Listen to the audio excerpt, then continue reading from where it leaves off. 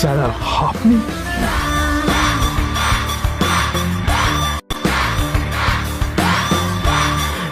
Extremely sorry sir.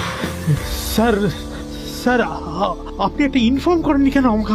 আপনি আসবেন জানলে তো আমি নিজে রিসিভ করতে আসতাম আপনাকে। ঠিক আছে, আপনি ব্যস্ত হবেন না প্লিজ। জানোইনি কে? নিজের বসকে এভাবে একজন ভিখারিকে হাতে পায়ে ধরতে দেখে গার্ডটিও অবাক হয়ে গেল। আরে sir sorry sir, extremely sorry, আপনি আমার সঙ্গে আসুন। সরি স্যার, সরি, ভুল হয়ে গেছে স্যার। সালাম স্যার। নীল কি তবে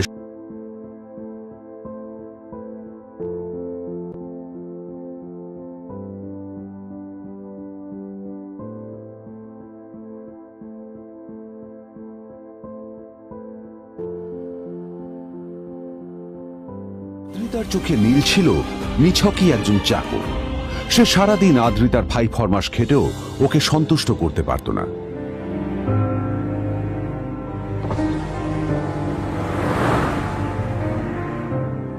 এত কিছুর পরেও কেন একজন ধনী বাবা তার মেয়েকে গরিব ছেলের সাথে বিয়ে দেন?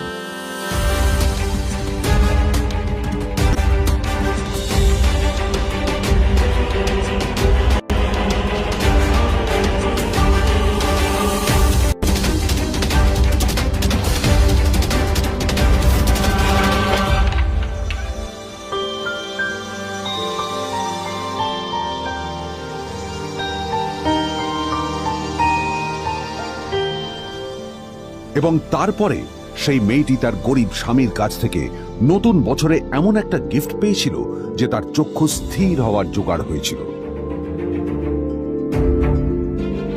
আর ওর স্বামী সম্পর্কে সত্যিটা জানার পর তো ও প্রায় অজ্ঞান হয়ে গিয়েছিল।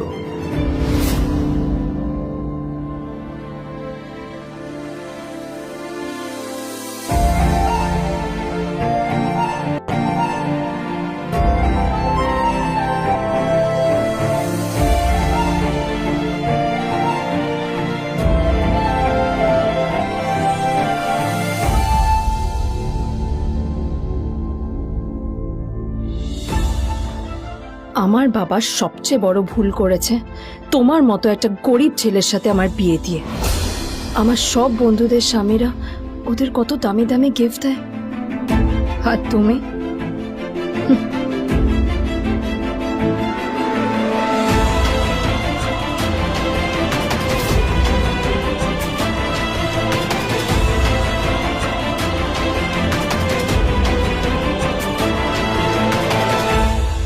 আদ্রিতা তার বাবার কথায় নীলকে বিয়ে তো করেছিল, কিন্তু ও শর্ত দিয়েছিল যেন বাড়ির বাইরের কেউ না জানতে পারে যে নীল ওর স্বামী। নীল ওই বাড়িতে ঘর জামাইয়ের মতো থাকলেও ও যেন ওখানে একজন চাকর ছিল। সবাই ওকে অপমান করত। ওই বাড়িতে না ও ঠিক মতো খাবার পেত, আর না ওর কোনো আলাদা ঘর ছিল। কখনো কার্পেটের উপর ঘুমোতো, তো কখনো আবার পোষা কুকুরের ঘরের পাশে নীলকে ঘুমোতে হতো। হাত খরচ মেটাতে ও এক জায়গায় ওয়েটারের কাজও করত। আদ্রিতা তার বন্ধুদের বলেছিল যে আদ্রিতা বিদেশে বিয়ে করেছে আর তার স্বামী লন্ডনের একজন খুব বড় বিজনেসম্যান। কিন্তু যখন আদ্রিতার বন্ধুরা ওকে ওদের স্বামীদের দেওয়া দামি দামি গিফটগুলো দেখাতো, তখন লজ্জায় ওর ভিতরটা পুড়ে ছাই হয়ে যেত।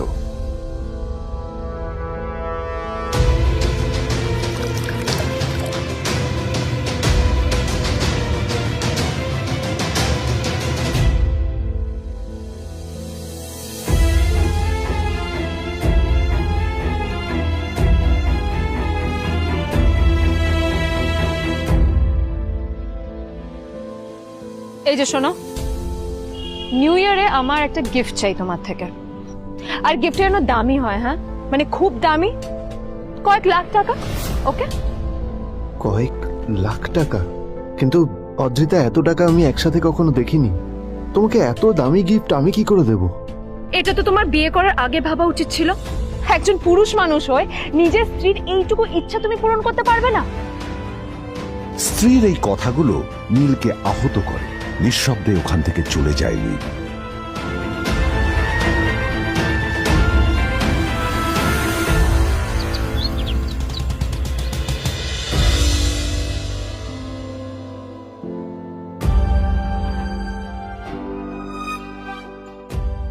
দুদিন পর নিউ ইয়ার পার্টির আগে নীল আদ্রিতার কাছে এসে একটা গিফট প্যাক দেয়।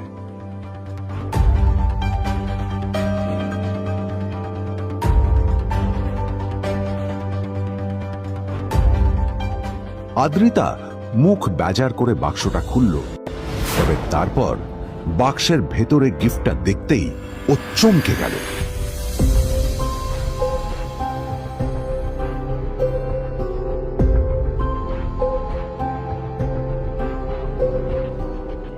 এই এই ফোনটা মানে এটা তো একটা স্পেশাল এডিশন, এটার দাম তো 3 কোটি টাকা। তুমি এটা পেলে কোথা থেকে? আসলে আসলে এটা অরিজিনাল নয়। আমি ওই ফোনটারই একটা কপি এনেছি।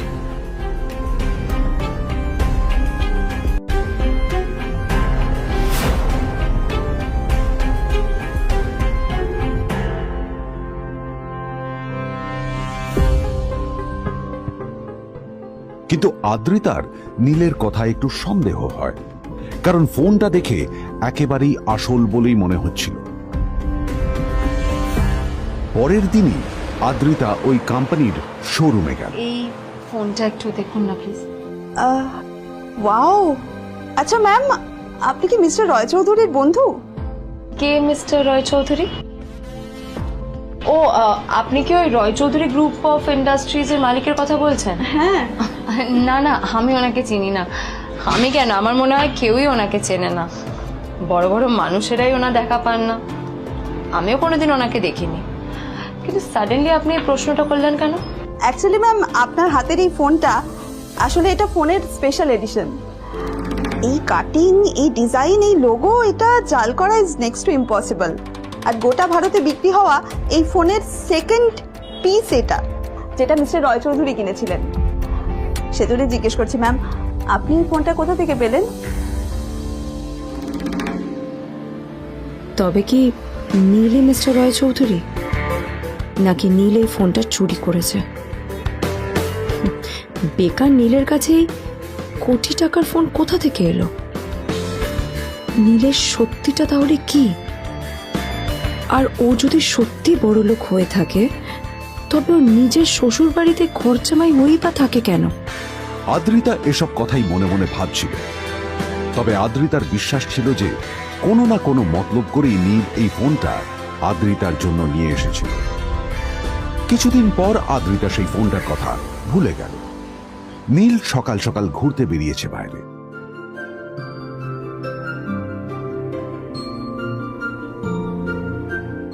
কটা বাজে রে?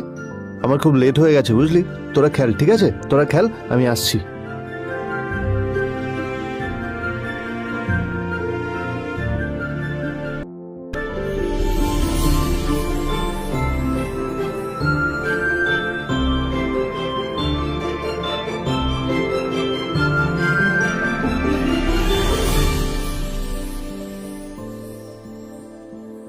নীল, জল পড়ছে না কেন দেখো না।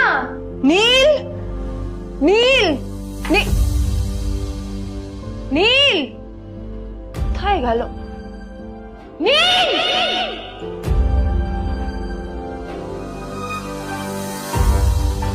নীল, নীলকে ডাকছে কেন বলতো? ওইদিকে বাড়িতে আদ্রিতা আর চিত্রা আশ্চর্য হয়ে গেল যে নীল হঠাৎ কোথায় উধাও হয়ে গেল। মা তোমাকে কিছু বলে গেছে নীল? হ্যাঁ, কোথায় গেছে ও? না, আমি ওর কোনো খোঁজ খবর রাখি না। এবার একটা কথা মনে হচ্ছে, ওকে না এবার একটু শীতে করতে হবে। একটা কাজে যদি আসতো ছেলেটা, যখনই কোনো কাজের কথা বলি ভ্যানিশ হয়ে যায়।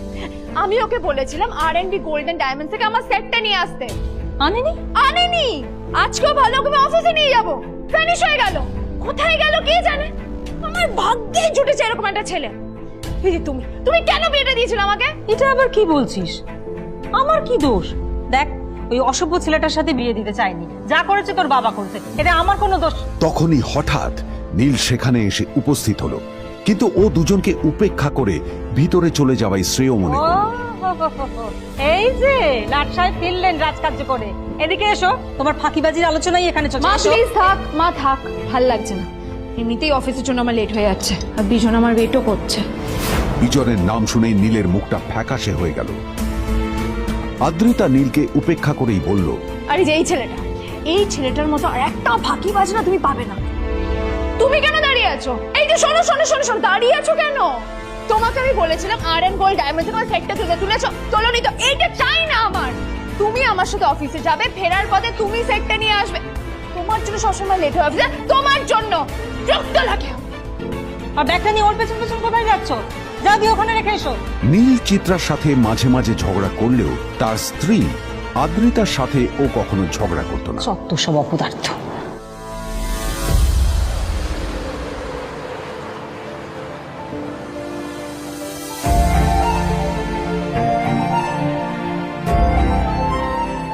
কিছুক্ষণের মধ্যেই তারা আদ্রিতার অফিসে পৌঁছে গেল।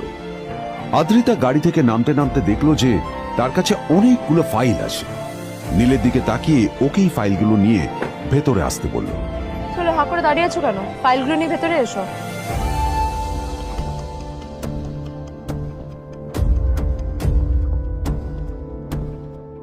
আদ্রিতা যখন ওর ক্যাবিনে পৌঁছলো তখন দেখলো সেখানে আগে থেকেই ওর বন্ধু এবং বিজনেস পার্টনার বিজন বসে ওর জন্য অপেক্ষা করছে।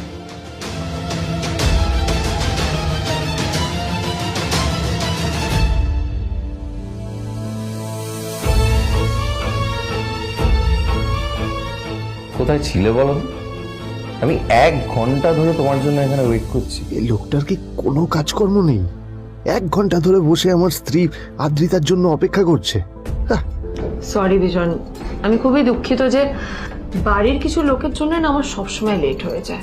আদ্রিতার কথা শোনার পর বিজনের 1 ঘন্টা অপেক্ষা করার অভিযোগ 1 মুহূর্তের মধ্যে মিলিয়ে গিয়েছিল। কি হলো, হাসছো কেন? লটারি পেলে নাকি? লটারি? হ্যাঁ, তুমি আসা মানে আমার কাছে লটারির থেকেও বেশি দাম। তবে তার থেকে কিঞ্চিত কম দামি একটা গিফট আমি তোমার জন্য এনেছি।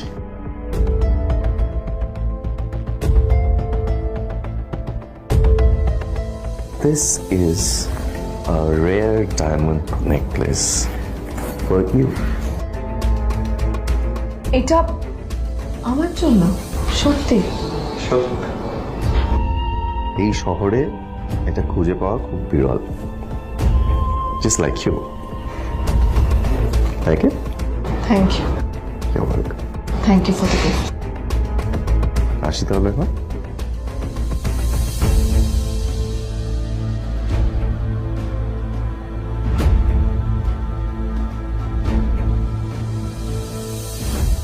আদ্রিতা, আমি আজ পর্যন্ত তোমাকে কোনো রকম উপদেশ দিইনি, কিন্তু আজ আমি তোমাকে বলতে বাধ্য হচ্ছি। এই যে এই লোকটা তোমাকে শুধুমাত্র ইমপ্রেস করার জন্য একটা নকল সস্তার হীরের গয়না দিয়ে গেছে। এরকম একটা লোকের সাথে তোমার মেশা উচিত না। ভবিষ্যতে কিন্তু তুমি বিপদে পড়বে। আদ্রিতা, আমি তোমাকে কথা দিচ্ছি, আমি তোমার জন্য আসল রেয়ার একটা হীরের গয়না এনে দেবো, এর চেয়েও দামি, এর চেয়ে অনেক অনেক বেশি দামি। তার জন্য আমাকে যাই করতে হোক না কেন, আমি তোমাকে একদিন ঠিক এনে দেবো, ঠিক এনে দেবো তোমাকে। তাদের বিয়ে হয়েছে 2.5 বছর। এর মধ্যে প্রথমবার তার মনে হলো নীল তার জন্য লড়াই করছে। নীলের এই রূপটা দেখে আদ্রিতা চমকে গেল।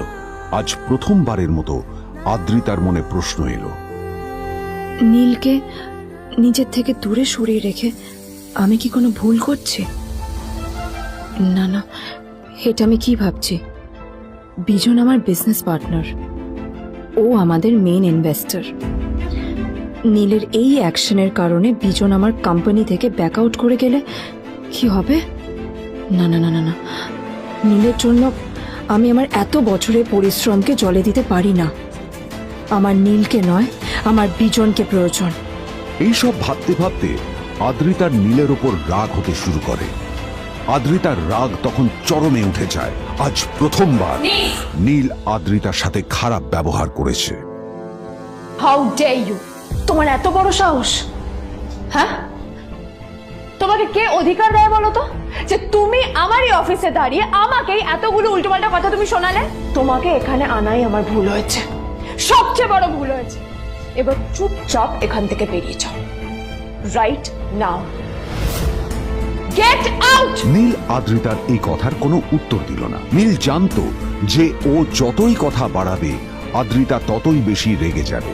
আদ্রিতা যেন তেন ভাবে নিজের রাগ চেপে ব্যাপারটা ওখানেই শেষ করার চেষ্টা করলো, কিন্তু ও তো জানতো না যে ব্যাপারটা তখন সবে শুরু হয়েছে। কি হলো, শুনতে পাচ্ছিস না? কালা নাকি? আমারই সামনে দাঁড়িয়ে আমার কেনা গিফট নিয়ে তুই মজা করলি? কত বড় সাহস রে তোর! নিজেকে তো বিক্রি করে দিলে ওরকম একটা ডায়মন্ড নেকলেস তুই কিনতে পারবি না। তোর এই গরিবের পারফিউম, সস্তা শার্ট, পায়ে একটা ফাটা চপ্পল নিয়ে নিজেকে বড় হিরো মনে করছিস? তোর নিজের কত দাম সেটা তোর নিজের জানা উচিত। Zero, big zero. সালা খরচা মাইতে চল।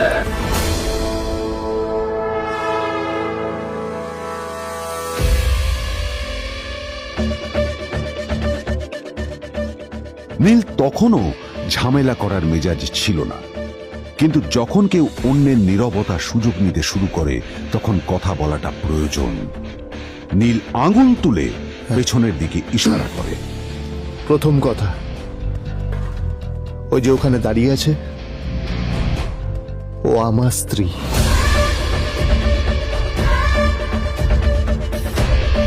তাই আমার স্ত্রীকে তোমার নেকলেস দেওয়ার কোনো অধিকার নেই। ওকে যদি নেকলেস দিতে হয় তাহলে আমি দেব। তাই এসব ফ্রডগিরি বন্ধ করো। আর দ্বিতীয় কথা, যার পকেটে পয়সা নেই ঝনঝন আওয়াজ করা তার মানায় না।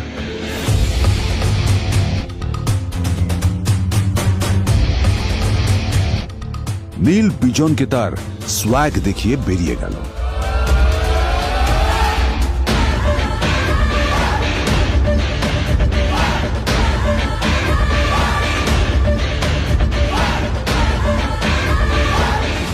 আদ্রিতার রাগে গজগজ করছিল। ওর জ্বলন্ত চোখের সামনে শুধু নীলের মুখটা ভেসে উঠছিল। ও যতই নীলের কথা ভাবছিল ততই ওর রাগ বেড়ে যাচ্ছিল। গত কয়েক মাস ধরে আদ্রিতার কোম্পানির অবস্থা একেবারেই ভালো ছিল না। আদ্রিতা তা সামলানোর আপ্রাণ চেষ্টা করছিল। কি যে করবেও সেইটাই বুঝে উঠতে পারছিল না। তারপর বিজনের সাথে ওর দেখা হলো, আর তখনই বিজনের সাথে ওর বন্ধুত্ব হলো। বিজন একটা খুব বড় পরিবারের সদস্য। আজ বিজন শুধুমাত্র আদ্রিতার কোম্পানির একজন বিজনেস পার্টনারই নয়, সাথে বড় ইনভেস্টরও। আর শুধুমাত্র বিজনের কারণেই আদ্রিতার কোম্পানি এখনো চলছে। এই কোম্পানির সমস্ত লস বিজনই বহন করে এবং আদ্রিতারও ওকে তাই খুব প্রয়োজন। বিজনের সাথে বন্ধুত্ব করা আদ্রিতার পক্ষে সহজ কাজ ছিল না। অনেক কাঠখড় পুড়িয়ে আদ্রিতা ওর কাছাকাছি এসেছিল। সবকিছু ঠিকঠাকই চলছিল, সবকিছুই আদ্রিতার প্ল্যান অনুযায়ী হচ্ছিল, কিন্তু নীল আজ এসে সবকিছু নষ্ট করে দিল। জাস্ট কি দরকার ছিল বুঝতে পারছি না। কি দরকার ছিল নীলের বিজনকে এতগুলো কথা শোনানোর?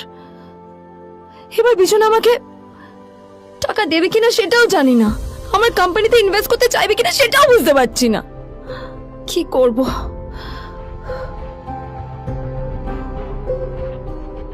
এখন আদ্রিতা ওকে কিভাবে বোঝাবে? ভুল করে যদি বিজন ওর টাকা ফেরত চায় তবে আদ্রিতার কোম্পানি সেন কর্পোরেশন খুব বড় সমস্যায় পড়ে যাবে। তারপর কি হবে? সেন পরিবারের দেখভাল কে করবে? এইসব ভাবতে ভাবতে আদ্রিতা নিজের উপরেও রেগে গেল। আসলে দোষটা ওর নিজেরই। আদ্রিতা কেন নীলকে ওদের মাঝে আনতে গেল? নীলকে অফিসে নিয়ে আসারই বা কি দরকার ছিল? আর যদি সে নীলকে সাথে করে না আনতো তাহলে বিজন এখন ওর সাথেই বসে থাকতো।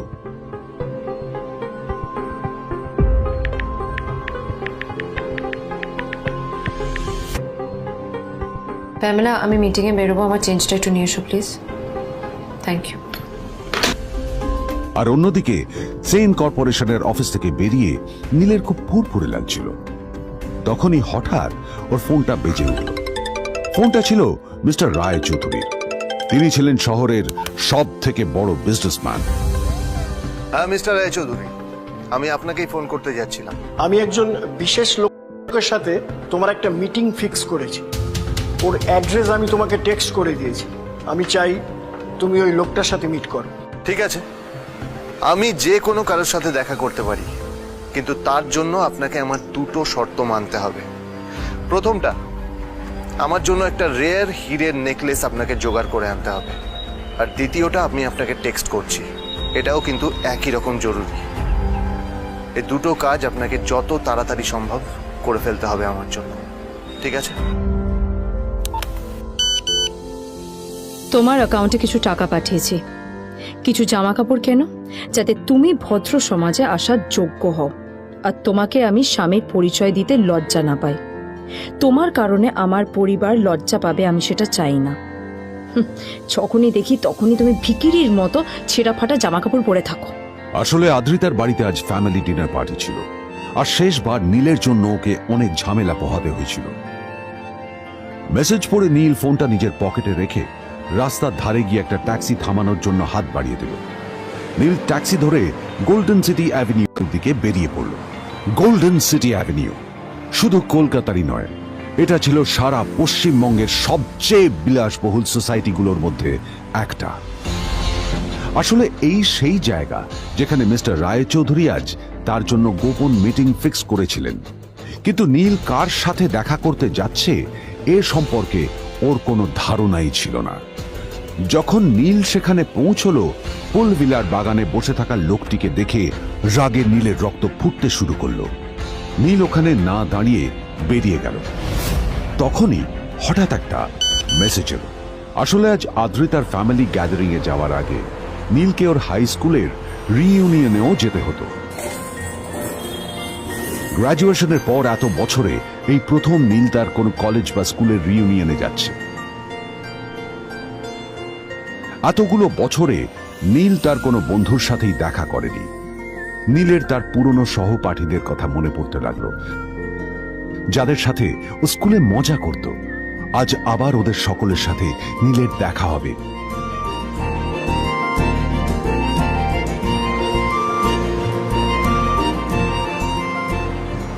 আর এই সব কিছু ভেবেই নীল এক্সাইটেড হয়ে যাচ্ছে। আসলে সোহিনীকে নীল তার স্কুল টাইমে পছন্দ করত।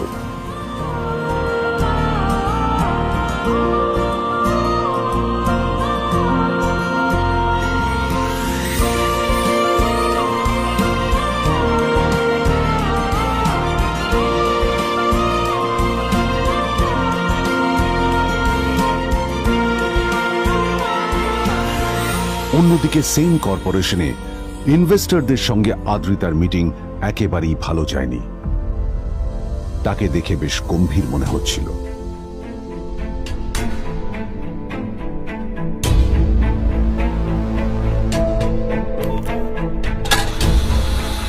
ভাই, পৃথিবীতে এমন লোকও আছে, কি দেমাগ দেখলি? হ্যাঁ, কাজকর্ম তো কিছু করার নেই, আর কিছু করেও না। হ্যাঁ, শুধু চলে এসছে আমাদের ম্যাডামকে রাখাতে। এই 1 বছরে না কিচ্ছু বদলায়নি। আরে আমি তো ভেবেছিলাম যে এর সাথে ম্যাডামের আর কোনো সম্পর্কই নেই, কিন্তু না, এখন যা দেখছি উল্টে ম্যাডামের মাথায় উঠে নাচছে। আমার মাঝে মাঝে মনে হয় এদের দুজনের বিয়ে কিভাবে হলো। আর বিয়ে তো অনেক পরের কথা, 2 বছর হয়ে গেল এদের এখনো ডিভোর্স হলো না। হ্যাঁ, আমার তো ভাবলে কিরকম অবাক যা লাগছে। বলেছিস।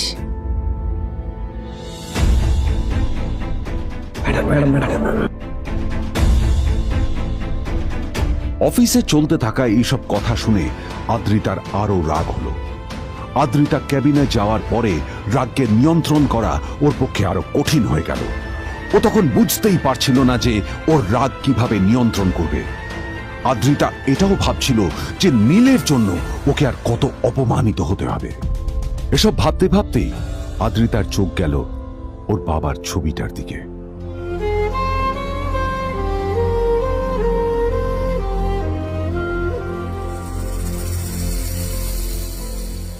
আমি তো তোমার সবচেয়ে প্রিয় মেয়ে ছিলাম বাবা, তাই তাই আমি সবসময় ভেবেছি যে তুমি আমার জন্য যাকে সিলেক্ট করবে সে সব থেকে শ্রেষ্ঠ হবে। তাই আমি নিজে থেকে কখনো কোনো রিলেশনশিপে যাইনি, আর তোমার কাছে বিয়ের কোনো শর্তও রাখিনি। কিন্তু কিন্তু তুমি না আমার সাথে কি করলে? এই গাধাটার সাথে আমাকে বিয়ে দিলে। আমার আমার জীবনটা নষ্ট হয়ে গেল, শেষ হয়ে গেল।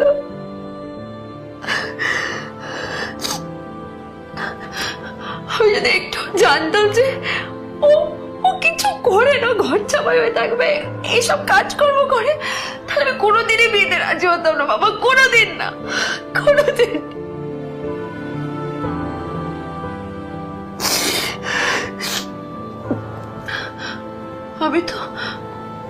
আমি তো সবসময় ভাবতাম যে বাবা মারা তাদের সন্তানের ভালো চায়, কল্যাণ চায়, তাদের জন্য চিন্তা করে।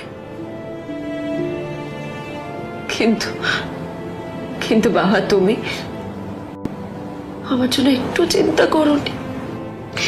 তুমি শুধু তোমার শেষ কর্তব্যটুকু করতে চেয়েছিলে, শেষ ইচ্ছাটুকু রাখতে চেয়েছিলে, পালন করা হয়ে গেছে, আর আমাদের তুমি ছেড়ে চলে গেলে। তুমি আমাকে ছেড়ে চলে গেলে। অন্যদিকে নীল রিইউনিয়ন পার্টির জন্য হোটেল প্রাইম স্টারের দিকে রওনা হলো। হোটেল প্রাইম স্টার ছিল শহরের সবচেয়ে দামি হোটেল। ওখানে শহরের সব বড় লোকেরা যাতায়াত করত। নীল যখনই তার পুরনো বাইকটা নিয়ে ওখানে পৌঁছলো, ওর পুরনো জামা কাপড়, পুরনো বাইক আর ওর পায়ে ছেঁড়া চপ্পল দেখে সিকিউরিটি গার্ড ওকে গেটের বাইরেই আটকে দিল। থাম থাম, এই কোথায় যাচ্ছিস শালা ভিকিরি? না না দাদা, আপনি আমাকে ভুল বুঝছেন। আসলে আমাকে ইনভাইট করা হয়েছে, আমি এই হোটেলেই এসেছি। শালা মিথ্যে কথা বলার জায়গা পাস না, হ্যাঁ? মিথ্যে কথা বলার আগে নিজের চেহারাটা তো দেখতিস। এটা একটা প্রাইম হোটেল, বুঝেছিস? এখানে সব শহরের বড় বড় লোকেরা তাদের বড় বড় গাড়ি নিয়ে আসে। শালা তোর মতো একটা ভিকিরি একটা ফ্যাট প্যাটে আওয়াজ বের করা বাইক নিয়ে চলে এসেছিস, আর আমি তোকে ঢুকতে দেবো? না দাদা, আমাকে ইনভাইট করা হয়েছে। আমাকে শুনুন শুনুন না, আরে চল আমাকে একবার ঢুকতে দিন আমাকে।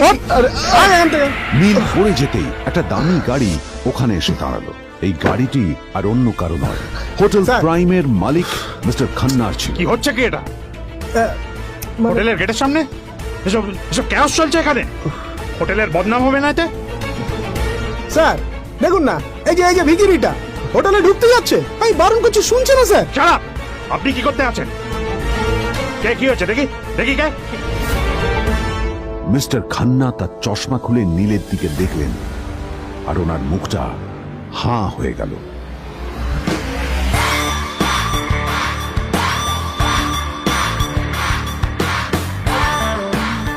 নীল স্যার, আপনি?